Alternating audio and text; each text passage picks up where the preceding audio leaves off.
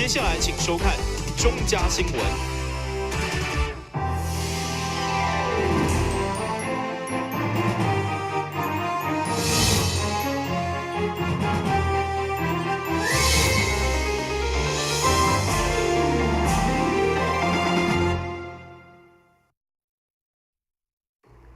大家好，我是王祖和，欢迎收看中嘉台南地方新闻。下面有一连串的新闻报道，带大家做伙来关心。议会经连续3天有议员召开记者会，要求房屋税暂停起税，包括第一波会长郭信良带领民进党10位议员，以及隔天国民党团成员大动作反弹，敲击民进党骗真大。一直到30号，无党团结联盟成员除了因过去得到反对票，来证明因甲民众徛做伙，嘛同款对民进党发出选前骗票、选后跳票不满。进一步要求议员联署反对起税。冻涨房屋税，全面要求市政府冻涨房屋税。我希望讲这道的百姓就对了吼，俺若是目睭了爱闭好紧，不要让这些无耻的政客敢误导我们人民手中的对了，敢若这条选票，为了当选得什么人和恁徛做伙的一个民意代表，所以我希望这个记者会。这个坐这张图是倒手并且，希望大家会当徛出来，大家来签署。恁若是敢和百姓徛做伙，俺大家过去偌清楚咧事情遐，俺莫去计较，大家拢徛出来，因为这俺的财政局伊嘛有讲哦，只要后任的市长那会当，这是会当动涨的。对此，民进党议会党团总召柯立瑜表示，党团所有成员甲人民同款高度关心，不过认为该议题已经有政治的动机介入，需要求市府讲法清楚，避免事实持续被扭曲。那么，在租税公平跟信赖保护原则之下，房屋税它是不是可以在这个时间利用召开不动产评价委员会的临时会来做一个调整的动作？我觉得这个是市政府必须要出来讲清楚，因为这本来就是他们的行政的体系的一个责任哦。因为有一些民众他可能不知道，不动产评价委员会是每3年召开一次。那么现在如雨后春笋般的国民党团也好，无党联盟也好，或者是民进党有部分的议员，他们也自行主张希望能够动涨。那么如果这是可行的，那台南市政府应该去研议。那如果说这个是窒碍难行、有违法律或是制度面的，也应该跟人民讲清楚。因为年底大选将至哦，我觉得房屋税这个议题已经沦为政治操弄，已经不是真正的是民生的议题，而是在政党操作的这个方式。那我觉得这样子对人民不是好的。对此，市府下晡紧急召开记者会，再次澄清房屋标准的介绍，经过评定公告以后，法律的效力就是3天，不是任何行政命令会当改变。后一摆不动产评价委员会将伫108年度召开，到时将充分考量各界意见。电新闻管制林根采访报道。台湾林美燕用6度正式清洁人员的薪水来做一个比较，就希望咱辛苦维护城市清洁的第一线人员，卖当有好的待遇，唔通无公平情形。但是讲到清洁奖金，中央对103年的公布调整幅度到8000，不过咱却是一直停伫6000。特别咱阁是全国清净家园的特优，所以议员积极替清洁人员争取至少2000块额度。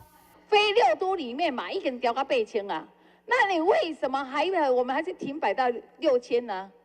为什么呢？这个在本席在上次第5年的一直跟你讲了，我们要马儿肥，要马儿不吃草，安干爹。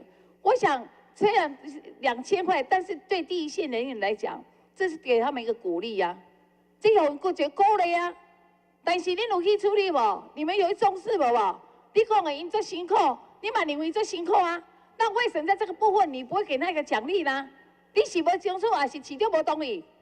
我议员报告哈，这议员非常重视哈，然后我们的工会哈，他们也非常重视哈。我刚刚有报告过哈，我们以我的立场哈，我一定是力挺我的同仁呐，好，那这个部分我们都有去做一个整体的跟市政府做一个整体的报告，那市政府在这个整体的考量中啊。另外，议员嘛关心南区的工程队火种场加靠近高雄的火力发电厂等重大空气污染源，所以会长嘛要求环保局进行定期监控，随时掌握空气品质的变化。等新闻管及林根采访报道。在去年参牛年份的事件爆发以后，引起在议员再次关心咱的食品安全。同时嘛，看下感谢卫生局客家人力不足，所以无多提早替消费者把关。对此，议员詹培雅在卫生局的业务报告当中再次提出关心。对此，局长回应，以这摆事件为例并无关系。它是没有工厂登记的。是没有工厂登记。如果有在工厂登记的这个食品厂，它一定要做自主管理啦。好，这样子。所以这个部分，甲议员报告就是讲，这跟人员的人数呢是无绝对关系啦。议员除了关心卫生局客家人力不足，嘛进一步欢迎学生应用午餐招标方式，落实采取上架介绍指标，敢影响到食材等品质，要求卫生局加强检验。因为鲜牛奶的事件，让我反映到每个学校的营养午餐这一个区块，不是只有青菜，足侪严重的。我前头一直强调，足侪成本，足侪连包括厂商讲，我哪可能标袂到？伊30块当做啥物？是毋是物件是假的，还是伊参照别项的材料？所以这点局长，我希望我们既然我们卫生局如果人手真的不够，我讲一定要增加。电新闻管及林根采访报道。2018台南儿童文学月将伫咧4月登场。今年以着 "I Reading" 爱阅读作为主题，引导儿童会当主动接触文学，进一步培养兴趣到爱上阅读。今年规划3大主题以及10项系列活动，包含影像戏剧、多元语言、文学创作、阅读活动等，内容相当丰富。那在这个4月份儿童节的前夕，我们推动这个有儿童阅读月哈，那希望透过这样的一个活动的推广，那让全市的小朋友能够更喜欢阅读，那从小就对读书、对阅读产生兴趣。那也鼓励各位家长在小朋友只有一次成长的机会，在他成长的过程多陪他读书，多陪他一起为他这个朗读。我想让小朋友从小喜欢阅读，这可以让他一生受用无穷。2018台南儿童文学月，以着阅读、戏剧创作为3大主题，由文学出发，借由一系列活动，让儿童为教室行出户外，为册本行向影像阅读、戏剧阅读。市府欢迎家长带着囡仔做伙参加，踊跃报名台南儿童文学月的活动。台南新闻张伟忠采访报道。台南市政府每一档拢会伫咧安平运河举办龙舟的比赛，庆祝端午节。今年为着要吸引较侪民众参与，市府更是提悬奖金。比赛队伍若是有4队至6队竞赛，奖金调升为6000块；若是有7队到10队的竞赛，就调整成为1万块。希望会当吸引较侪人做伙来参与。好，我们今年台南国际龙舟赛呢，在6月14到18号要在台南运河来举行，所以我们的报名已经开始了哦，即日起到4月13号，都欢迎到我们的相关的网站上面来报名。那今年呢，我们特别在许多的这个竞赛组别都有加码奖金，好，所以来参加的话，组队越多的话，奖金越高，欢迎大家一起来。台南市国际龙舟锦标赛报名时间对即日起到4月13号截止。呼吁想要参加的民众，就要提早来完成报名。台南新闻王子豪采访报道。消灭登革热，仔细清扫，立即做。饮水机水盘若有积水，要倒干净。花瓶旧水倒在土壤中，可以避免再次积水养蚊。花瓶底部、盆栽底盘要常常刷洗，避免蚊卵附着。不使用的水桶记得倒质量干净。别忘了食蚊鱼也是消灭孑孓的小帮手哦。防治登革热，清干净、倒干净、刷干净、晾干净，大家一起来。打开一本书，每页在发亮，文字变鱼儿，游在大海洋。欢迎你和我一起来收看《非读不可》，台南爱读册。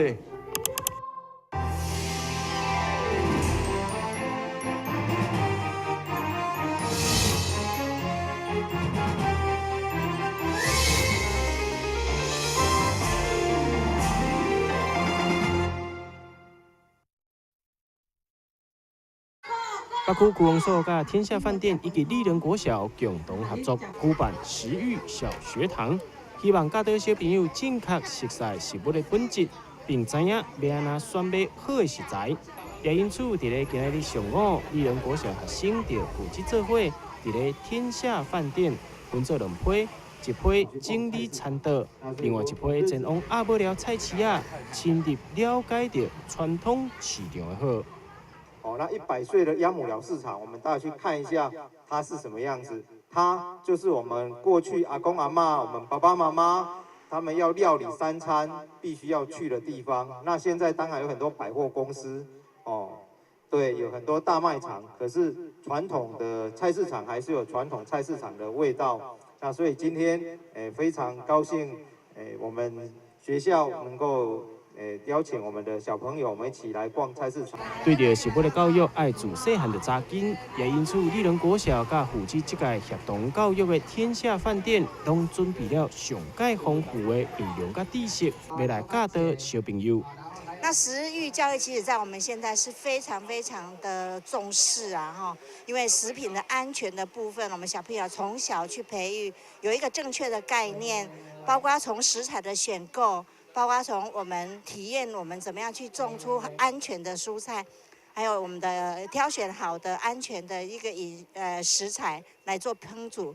那这个过程很难得，刚好天下大饭店他们也愿意来支援这样的一个活动，所以我们非常开心，我们小朋友一起共同来体验。很高兴呢，天下饭店呢，参与了这次区公所所举办的鸭母寮的一个100年的活动，让我们负责里面的一个实力全开的单元。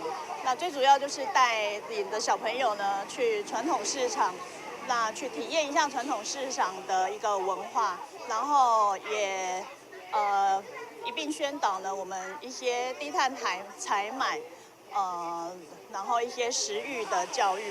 然后让小朋友可以传承这一些好的优良，然后体认一下我们市场的文化的一些传承。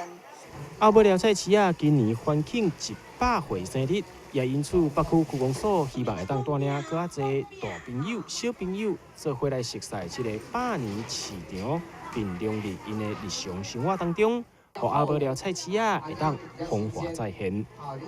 台南新闻网记者采访报道。伫全球拥有23万会员的跨国大型商务组织 BNI 是全球互相引荐而且务实有效的商务组织。伫2014年引进单期，希望打造一个充满信任的商务平台。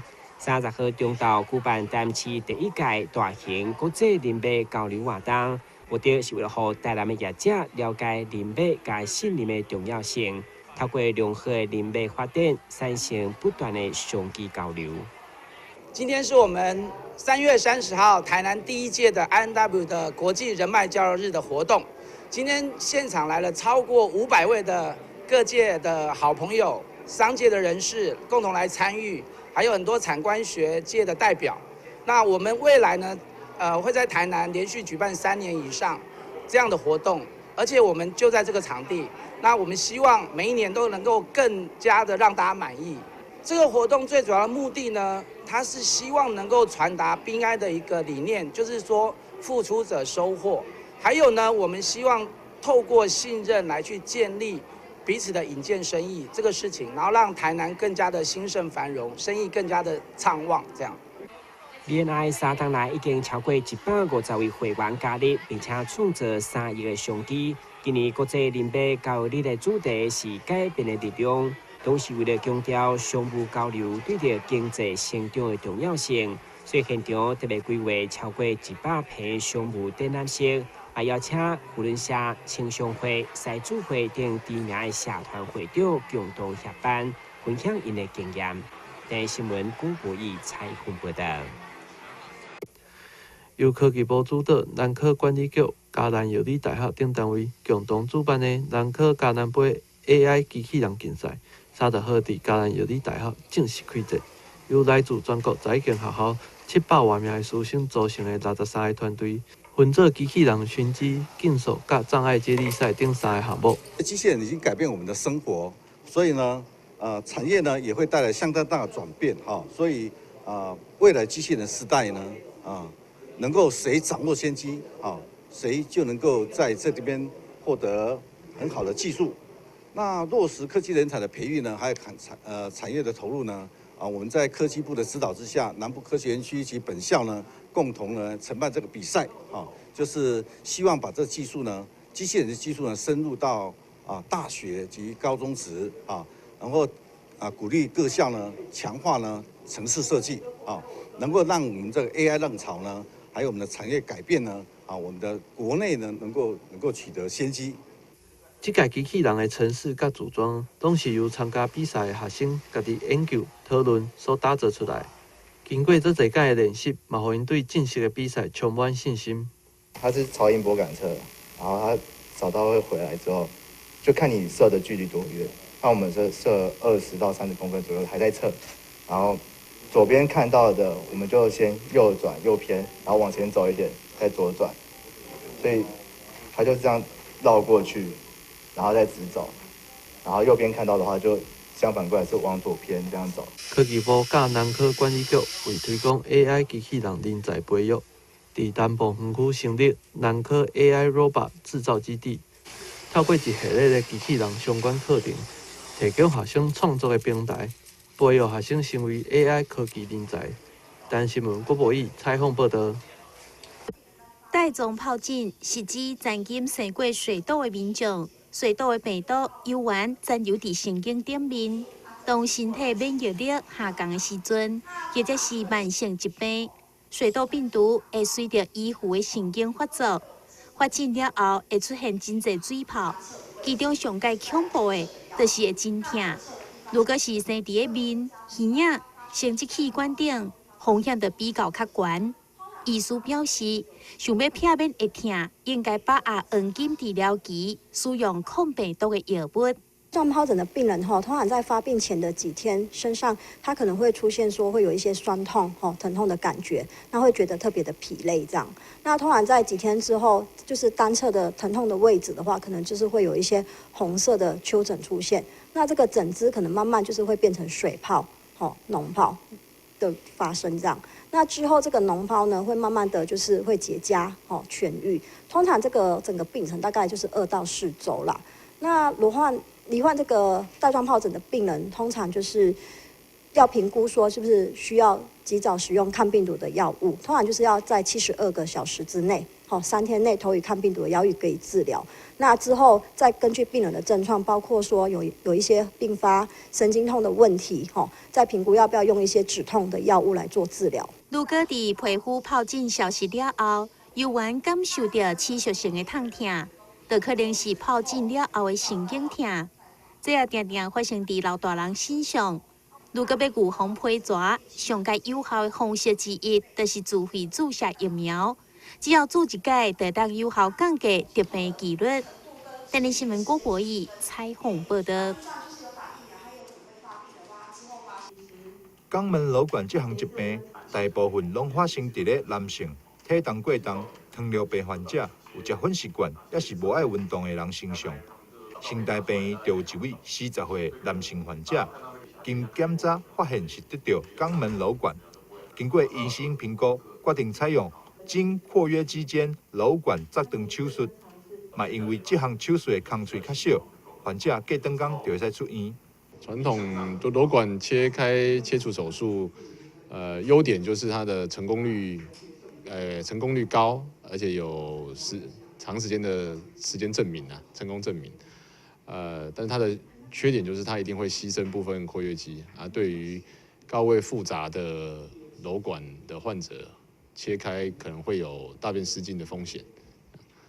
如果是以现在这个截断手术的话，它是不会有切开括约肌的问题。成功率也还不错它其实如果就算真的再复发，它没办法的情况，还是可以再回到传统的瘘管切开手术。除了空喙较小、恢复较紧的好处以外，扎长手术也毋免切开括约肌来治疗，所以袂有大便失禁的状况来发生。毋过嘛，毋是所有的患者拢适用这项手术，也是需要经过医生评估，才会当对症下药。台南新闻张伟忠采访报道。感谢你收看《中嘉台南地方新闻》，我是王祖和，咱再会。